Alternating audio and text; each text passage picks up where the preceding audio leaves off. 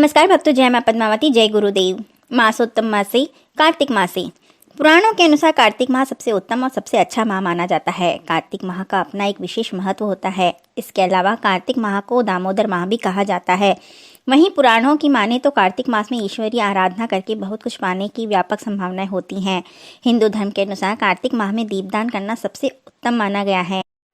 ऐसा करने से सुख समृद्धि की प्राप्ति होती है। हिंदू धर्म की माने तो इसी माह में अमावस्या को माँ लक्ष्मी की पूजा करना चाहिए। कार्तिक व्रत रखने वालों के लिए ज़रूरी है कि वो दिन के 4 पहर में से एक समय पत्तल पर भोजन अवश्य करें। वहीं इस महीने पर ज़मीन पर सोना लाभकारी होता है। इस माह में मंगला गौरी की पूरी पूजा विधि विधान से करने से भी माँ गौरी उनसे प्रसन्न होती हैं और धन धान्य के साथ जीवन साथी का वरदान भी देती हैं। इसी प्रकार यदि कोई व्यक्ति प्राय कर्ज लेकर उससे मुक्ति हेतु परेशान हो तथा कर्ज चुकाने का नाम ही नहीं ले रहा हो, कर्ज से अपनी प्रतिष्ठा सुख शांति समाप्त होने के लिए कर्ज मुक्ति हेतु ज्योतिषोपाय करने चाहिए।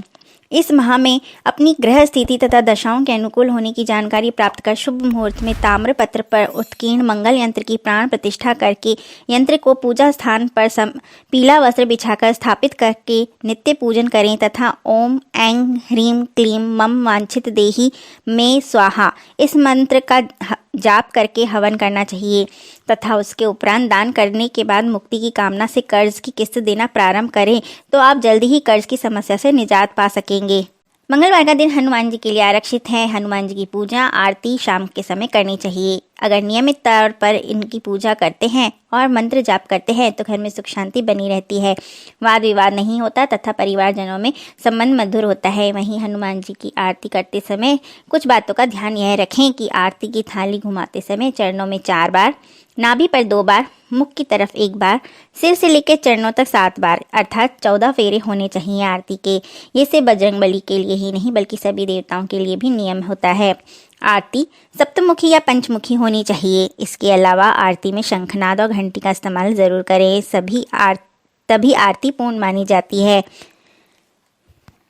साथ ही ओम हम हनुमते नमः, ओम हम हनुमते रुद्रात्माय हुम फट स्वाहा, ओम हम पवनानंदनाय स्वाहा, ओम नमो हरि मरकट मरकटाय स्वाहा, ओम नमो भगवते आंजनेयाय महाबलाय स्वाहा, ओम नमो भगवते हनुमते नमः। इन मंत्रों का जाप करने से हनुमान जी शीघ्र ही प्रसन्न होते हैं। मंगलवार के दिन जौ के आटे में काला तिल और तेल मिलाकर एक रोटी बनाएं। इस रोटी को तेल से और गुड़ से चुपड़ कर नज़र लगने वाले व्यक्ति या बच्चे पर 7 बार वार कर भैंस को खिला दें। इससे बुरी नज़र का प्रभाव तुरंत ही खत्म हो जाता है।